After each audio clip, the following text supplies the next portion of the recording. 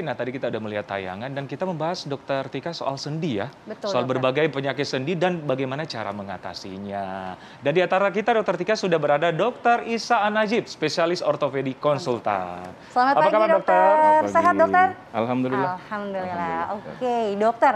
Ya. Ini ada fakta atau mitos yang pertama tentang persendian. Ya. Yang pertama dok, penyakit sendi adalah bagian normal dari penuaan. Fakta atau mitos? Iya, fakta. Oh, fakta. Oke, boleh Ya. penjelasannya dokter. Ya, jadi memang problem di sendi itu salah satu faktor yang menyebabkannya adalah aging process ya. Seperti kita ketahui bahwa di sendi itu di setiap sendi di tubuh kita itu ada pelapis yang namanya tulang rawan. Kalau dalam bahasa medisnya disebut cartilage ya.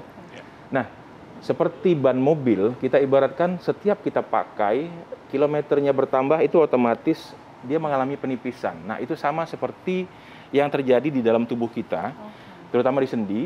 Dengan kondisi kita pakai, dengan bertambahnya usia, ya otomatis dia akan mengalami penipisan sehingga mulai timbul permasalahan di sendi tersebut. Jadi sebetulnya kita harus pisahkan dulu. Ada beberapa permasalahan di sendi, ya. Jadi permasalahan di sendi itu adalah peradangan.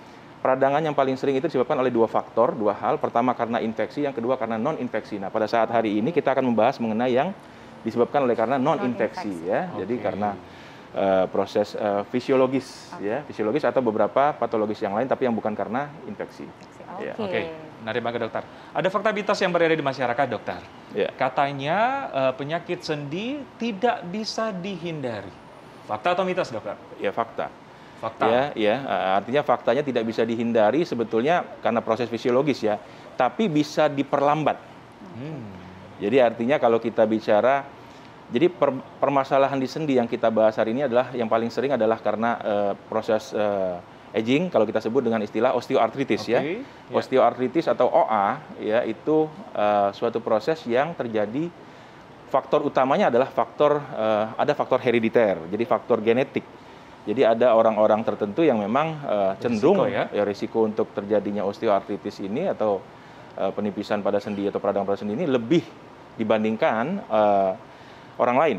Ya, jadi ada faktor risiko. Pertama faktor utamanya di situ. Kedua lagi ya faktor usia yang tadi sempat saya sebutkan dan habit. Habit itu dalam artian misalnya gaya hidup ya, olahraga ya, terus pernah ada riwayat history of injury atau cedera ya, itu mempengaruhi. Jadi kalau misalnya tadi ditanyakan tidak bisa dihindari, sebetulnya tidak absolut juga sebetulnya. Artinya kita bisa memperlambat kondisi ini ya.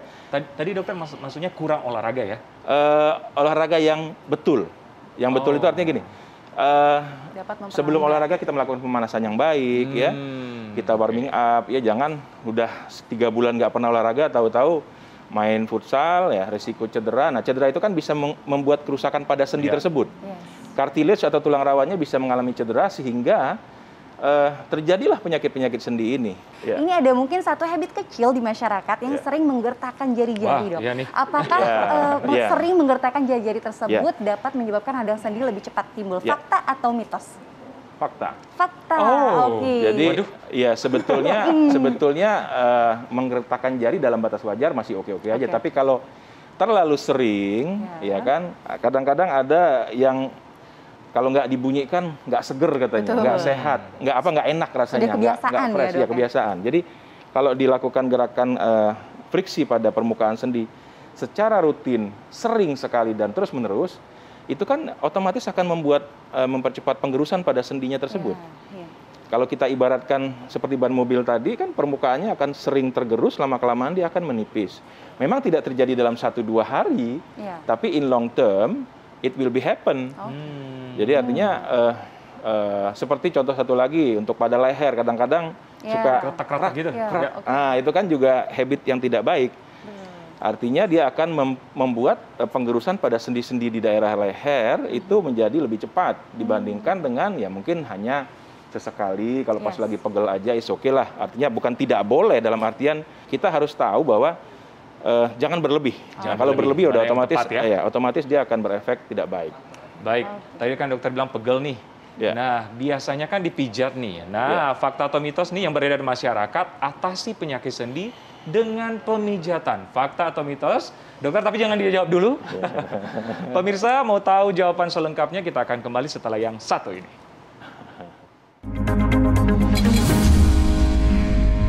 Ya, kembali di Hidup Sehat. Tadi kita sudah lihat satu tayangan tentang jenis-jenis sendi, fungsi, dan juga letaknya nih, Dokter Ekeles. Benar Dan banget. kita mau kembali lagi. Tadi ada satu fakta mitos yang belum terjawab ya, Dokter Ekeles ya. Benar. Dan ini kegiatan sejuta umat, Dokter. Setiap kali apa? Dipijat. Apalagi masyarakat Indonesia. Nah, katanya bisa mengatasi itu penyakit sendi, Dokter. Dengan pijat. Fakta atau mitos? Mitos. Mitos. Oke. Iyalah, mitos ya, Dokter. Jadi kenapa, Dok? Pijat itu kan yang kita tahu itu biasanya secara medis itu dia akan fungsinya itu menguraikan asam laktat yang tertumpuk di otot ya. Jadi kalau pada kondisi kita capek, kondisi kita fatigue, banyak jalan atau aktivitas olahraga apa ya, kadang-kadang suka terasa di otot itu atau di bagian-bagian tubuh itu merasa seperti tidak nyaman atau nyeri. Nah, itu pijat fungsinya menguraikan asam laktat. Nah, kalau di daerah sendi ada masalah, paling sering itu kan timbul karena peradangan atau artritis. Artritis kita sudah tahu kondisi itu adalah kondisi peradangan. Peradangan dilakukan pemijatan berarti kan menginduce cedera baru. Benar. Artinya bukan malah mengurangi peradangan yang terjadi, bahkan malah memperparah kondisi peradangan yang sudah ada. Jadi pijat pada kondisi radang pada sendi itu adalah tidak betul, tidak betul. Jadi itu bukan pilihan dan itu bukan sesuatu yang benar. Setuju, Dok. Oke, Dokter, ini ada fakta atau mitos berikutnya, Dok.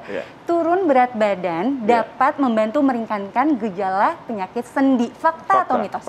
Fakta. Oke, bagaimana, Jadi memang kebanyakan problem di sendi itu pada usia-usia lanjut ya. Usia lanjut ini dan memang hampir lebih banyak lagi kasus timbul pada perempuan ya, timbul pada wanita usia-usia pasca menopause ya, di mana kondisi hormon estrogen dia sudah menurun ya, terjadi pengerusan atau pembongkaran pada sendi menjadi lebih cepat atau lebih aktif. Nah, kadang-kadang pada usia-usia seperti ini kondisi beban tubuh itu cenderung kebanyakan memang berlebih.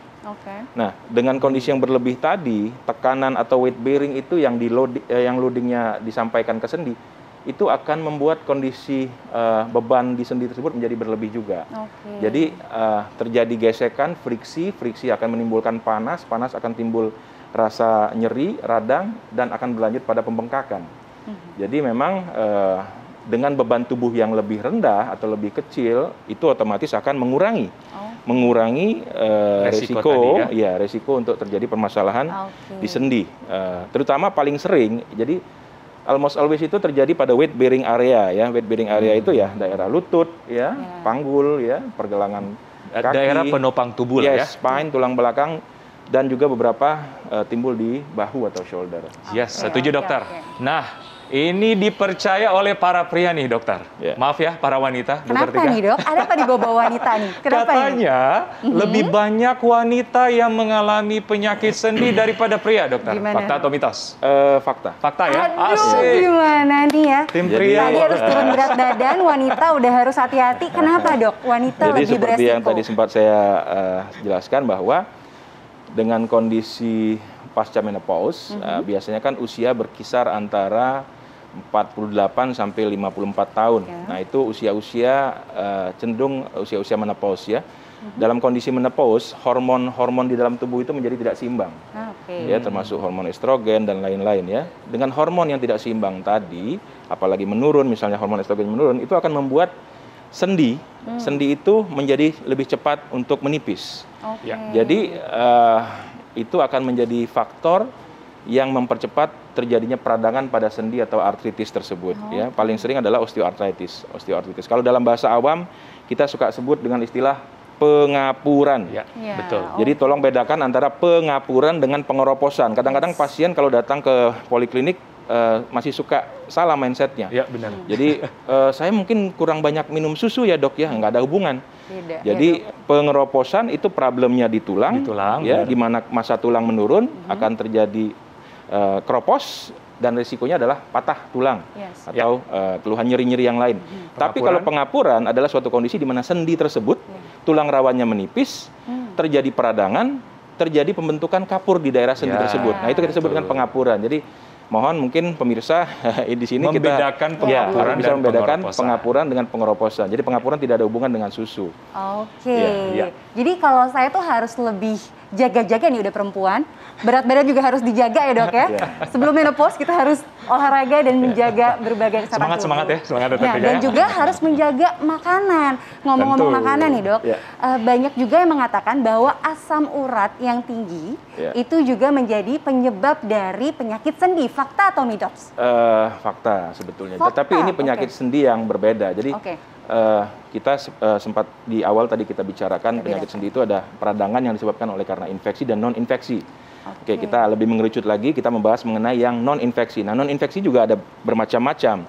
Ya, the common one yang paling sering ya saya bilang tadi osteoartritis. Nah, masalah peradangan pada sendi yang lainnya adalah termasuk salah satunya peningkatan kadar asam urat di mana dia menumpuk atau dideposit di dalam sendi ya, atau kita sebut dengan topi gout.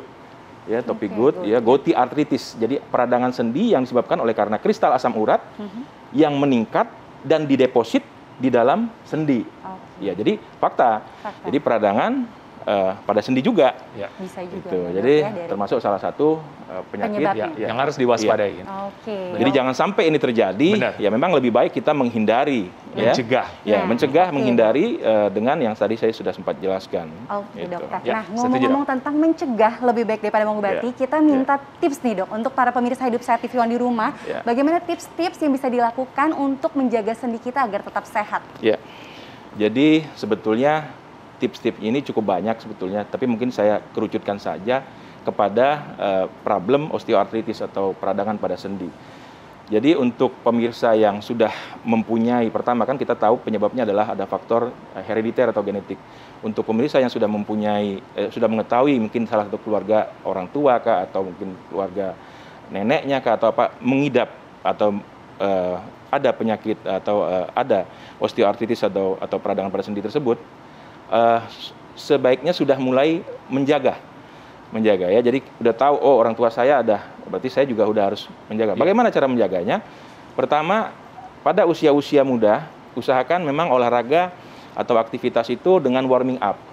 Ya, kan saya bilang tadi problemnya selain herediter, ada faktor usia, atau ada faktor cedera daripada sendi tersebut, atau overuse. Overuse yang berlebihan, sama kayak ban mobil, kalau kita bawa kebut-kebutan, kilometernya masih rendah, ban mobilnya habis juga, tipis juga. Nah, jadi overuse itu juga sebaiknya tidak dianjurkan ya. Jadi sudah mulai menjaga, jadi warming up ya, olahraga high impact dengan warming up. Hati-hati karena high impact ini berisiko untuk menggerus pada sendi tersebut apabila kita lakukan tidak dengan warming up dan persiapan yang baik ya. Jadi sendi tersebut akan cepat tergerus. Jadi itu satu yang pertama. Yang kedua, apabila usianya sudah mungkin karena 0 sampai 30 tahun itu kan proses pembentukan ya. 30 tahun ke atas itu sudah proses degeneratif ya, proses pembongkaran. Jadi di atas 30 itu sudah mulai sering mengontrolkan diri kepada fasilitas kesehatan terdekat atau mungkin ke dokter untuk melihat kondisi sendinya seperti apa. Ya, apakah sudah terjadi yang namanya grade awal atau mungkin pertengahan peradangan pada sendi. Karena peradangan pada sendi itu kadang-kadang pasien baru tahu setelah dia bengkak. Padahal proses itu sudah terjadi seperti iceberg phenomenon. Ya, kita hanya melihat atasnya saja, padahal akarnya sampai ke dasar laut itu dalam sudah sekali. Terjadi peradangan dan sebagainya. Ya, jadi apabila sudah tahu oh ada masalah, ya sudah mulai menjaga dengan mungkin multivitamin yang dikhususkan untuk sendi, sudah mulai membatasi aktivitas high impact, olahraga yang lebih aman, berenang, ya, sepeda, jalan, ya. Jadi tidak membuat kondisi ini menjadi lebih jelek, ya. Nah, untuk usia yang lebih lanjut lagi, yang di atas 50, ya sudah harus lebih aktif lagi konsultasi dengan fasilitas kesehatan terdekat untuk melihat apakah jangan-jangan grade saya sudah sangat tinggi ini. Nah, jadi di situ saya rasa mencegah, waspada, dan mengontrol ya dokter ya. Oke, dokter Risa, terima kasih penjelasannya super jelas. Ya, lengkap sekali dokter. Lengkap sekali. Artinya dokter Tika mencegah, waspada, dan kehidupan atau lifestyle yang baik itu penting banget. Betul ya dokter ya. Untuk mengontrolnya juga ya. Betul. Setuju. Terima kasih dokter atas informasinya. Sama-sama. Oke. Dan Dokter Tika, kita akan membahas sesuatu hal yang banyak orang tua bilang kan banyak minum air putih. Gitu. Yes. Nah, apalagi di musim hujan ini. Mestinya kita kurang minum ya, karena mungkin saking dingin dan sebagainya. Gitu, Dok. Tapi, apakah punya dampak untuk kesehatan? Nah. Mau tahu selengkapnya? Saksikan setelah yang satu ini.